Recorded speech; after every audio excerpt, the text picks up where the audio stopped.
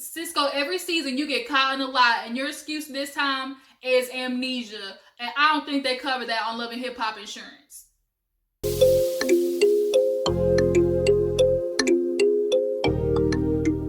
Hey, what's up, you guys? Your girl Gigi's right back at it. We gotta talk about Love and Hip Hop New York this time. I just dropped Real Housewives of Atlanta, so y'all go check that out. But we gotta get into the Love and Hip Hop stuff that came on Monday.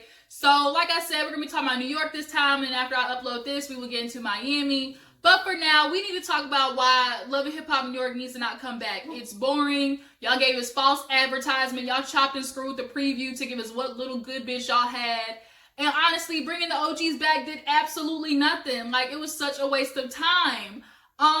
We don't want it back. And we all coming back next spring to deliver us what? Like, nothing new. So, Mona Scott Young, drop New York off the roster, find a complete new one. Miami definitely took over this season, and Love and Hip Hop Atlanta just dropped a preview, but they always got some good stuff over there in ATL. But as far as Love and Hip Hop New York goes, it's garbage. It's trash. Throw it away, burn it, done, stick a fork in it, okay? But we're going to still talk about the episode. Before we get into it, though, hit that subscribe button and then smash the like button as well. And don't forget to follow me on my other social medias. Those names will be in the description box, okay? So, Love and Hip Hop New York, let's get into it. We see Olivia and Cisco talking. She's pissed off because this nigga got amnesia now. Now, Cisco, you done lost some weight, I see. You got rid of that beer gut belly, but you still up to the same old shit. Every season, you get caught doing some foul stuff. Behind the scenes, you work like a snake, and I honestly think Cisco is an insecure man. I think he is what I like to call a perpetrator. He sees like how other niggas are looking, and then how they get they stuff, they hustle, they grind, the women, and then he wants to try and perpetrate that. He wants to try and copy and paste for his life, but nigga, it don't work like that, okay? You can't steal nobody else, you can't swagger jack them, it don't work that way. But he's definitely been doing that to Rich a lot of the years. Peter Guns, that's why he always getting in fight with dudes. But nonetheless, Olivia's pissed off because she's like, you the one who told me. I would have never went looking had it not been for you. He's like, I swear to God, my kids, I don't remember nothing. She gets pissed off, but nonetheless, he convinced her to come back in the cafe to come talk to Rich. Now, Rich comes in, you know, hot and heavy, takes his jacket off, like, what we talking about? Now, Olivia over there with the funky face, because Cisco done already pissed her off with his lying. And Rich goes ham, like, immediately, like, what is it, Olivia? What? You didn't write the record. You didn't write the record. That's my song. And he apparently came with his own little spreadsheets talking about the amount of spins he gave her, that he was basically doing pro bono for her. And by that time, she had walked out because she's like, I'm not gonna listen to somebody tell me, you know, something I already know and you're not admitting to it. Like, she feels in her heart of hearts that Rich stole that damn money, and Rich feels in his heart of hearts that he owes her nothing. On top of that, she owe him some money. Now, Olivia, you are confusing me, because if this really was about the money, you could have been done, took this nigga to court and got what you really felt was yours. I honestly don't think Olivia has that much hard-pressed proof to show that it was specifically Rich that had stolen from her. But the problem is, Cisco, his little dirty ass, you all know he was fighting with Rich. He probably went to Olivia, you know, while they were fighting and was like, man, I'm going through the same problems too. You can't trust Rich. You know, he was probably talking shit and told Olivia to do some snooping and found whatever she found. But I'm just not, there's obviously more to it, because Olivia, all you keep saying is, I want my money, I want my money. And then you not coming to Rich saying, look, here's the spreadsheets, here's the proof, here's my part in it. She's saying they already paid off certain writers, cool. But if he's allowed you to tour the country with the songs, shouldn't that be making up for what you're not getting in, I guess, you know, publishing rights and the masters of the song? You could still be touring around with the song. The problem is, you ain't making no money off it on tour, so now you want to be salty. It don't work that way, Olivia. Unfortunately, the way business works, if you ain't got no rights on the song, you ain't got no money. Point blank, period.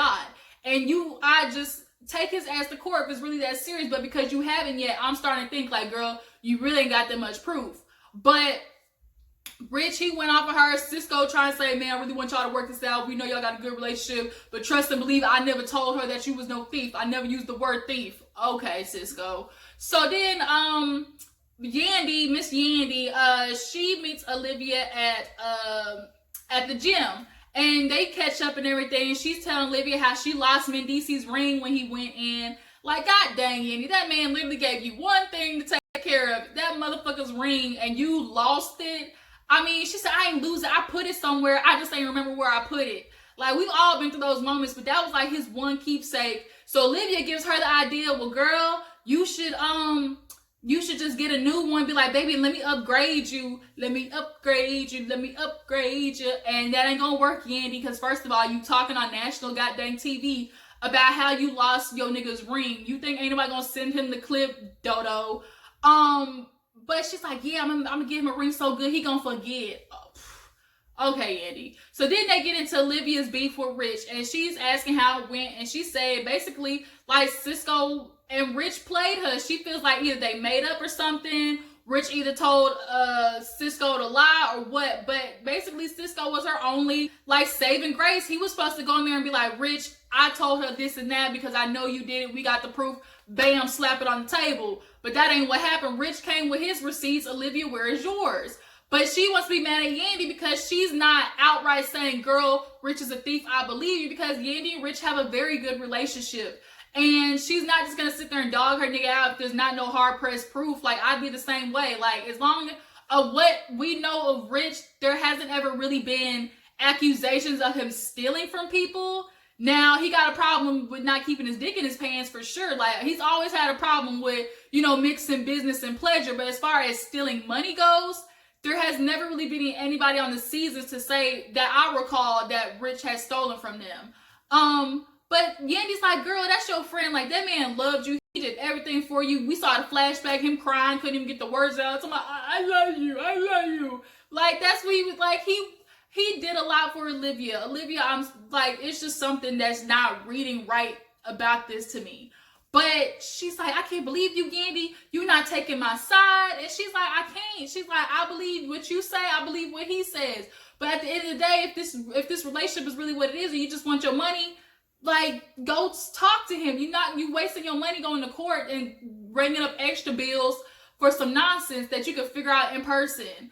So then let's get on to these goddamn ghetto hood couple, Phresher and Jenn. So after Jenn came off the high of getting proposed to, bitch, remember why she was mad in the first place? Because literally the day that she went to go meet Jada that blew up in her face is the same day Phresher proposed. Now, we all remember how literally both of them girls walked in the restaurant in the same goddamn outfit. Fur jacket, weave, big ass earrings, rings, trying to look all, you know, nice and stuff. They were like literally the same girl. But Jada read that bitch's ass. She said, girl, you ain't no wife. You just got a necklace. And you should be knowing how to do business because you're older than me. Like, that's sad. Jenn had egg on her face, okay? But nonetheless, she's sitting there talking to Phresher like, look, you know, I didn't want to embarrass you. You had the families and friends there. And I was not going to say no because I know what it feels like to be embarrassed, which obviously she does because Phresher has, over the 20 years, definitely done her wrong. But she's like, look, my husband, my future man, would not have went to go meet up with Jada without me. Now, Jenn, this is where I got a problem with you because you keep trying to meet up with Jenn. With Jada, when Jada's none of your business. We all know Phresher owe that bitch that money. We all know she do. She has the paper. She has everything that he said.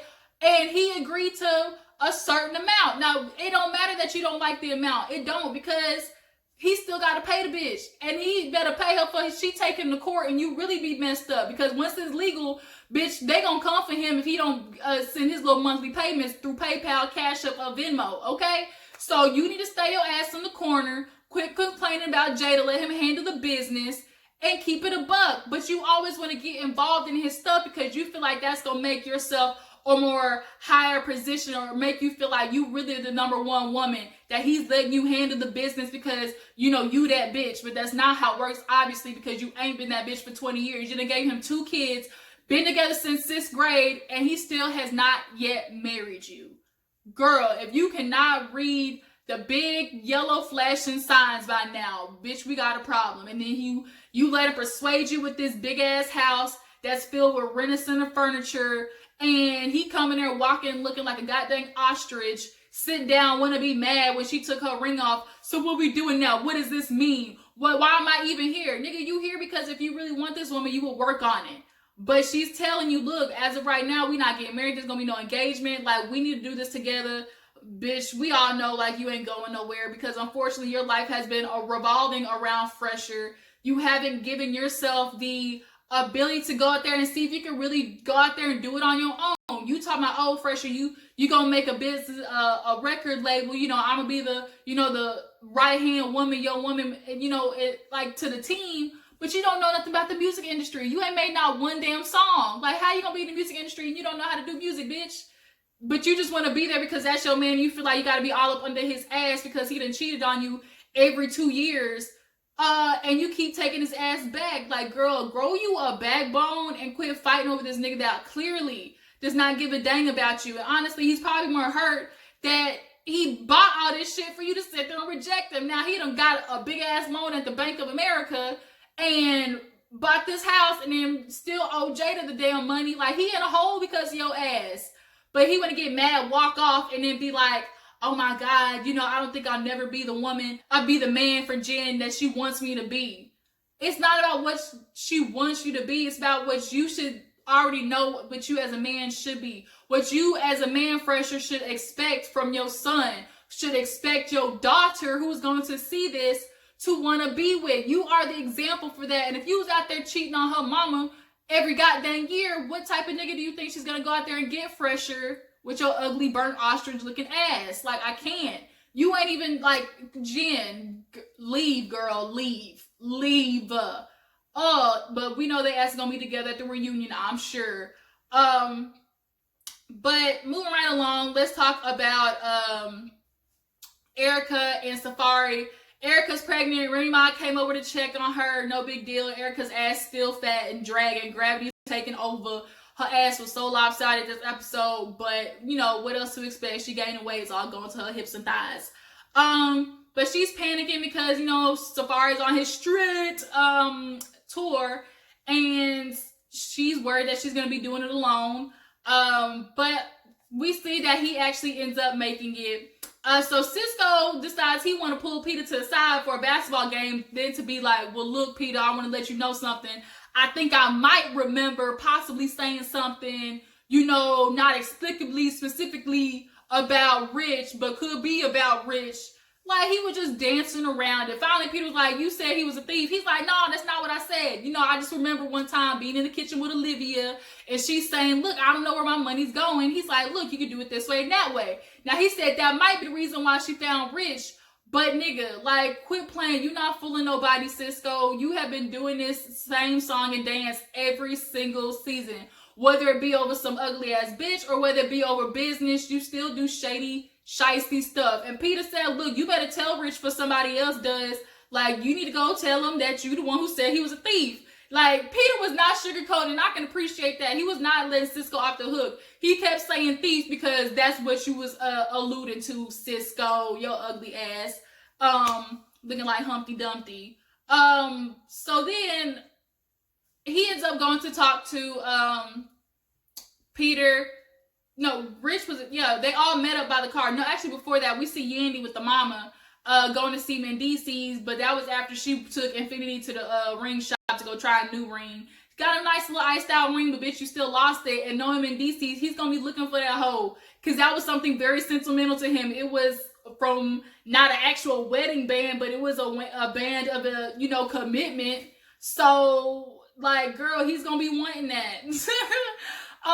But then she ends up meeting Cisco, Peter, and Rich end up meeting and, you know, discussing everything. So he gets out the car. You know, Peter pulls up in his G-Wagon. Y'all, I love a good G-Wagon. The matte color, ooh, with the same matching tires. I want a G-Wagon one day in my life once I hit the lottery. But Peter gets out and Rich and Cisco, and he's like, look, tell him what's going on. So Cisco's like, look, man, I might remember possibly saying something to Olivia about finding some money, but not knowing she was talking about you, which made her look into it, that might have found you. But it wasn't me, though. I didn't specifically say your name. And Rich is kind of like, so it was you. Like, why didn't you say nothing, my nigga? Like, you knew. And it's kind of like, Cisco, you still doing the same thing. The same ass shit. And so Rich luckily was grown man about it. He's like, look, man, I'm gonna let it go. But, you know, we gotta quit doing this shit. Like, we need to be transparent. Every time something pop up, you know, that's what we need to do. Peter's like, look, we brothers. We brothers for life. Creep Squad for life. First of all, y'all too old for Creep Squad now. I need y'all to find a new name. Need y'all to find something else to bond over. But Creep Squad needs to be obsolete, okay? Y'all asses is too old.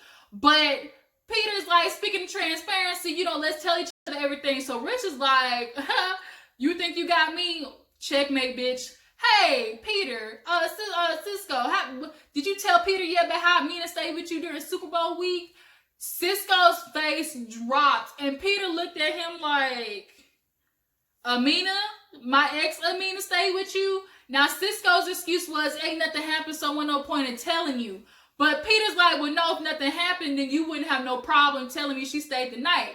Now, he says she got lost from her girls, her phone died, he don't want her out there all alone, so she came over to the crib, it's the big house, yada, yada.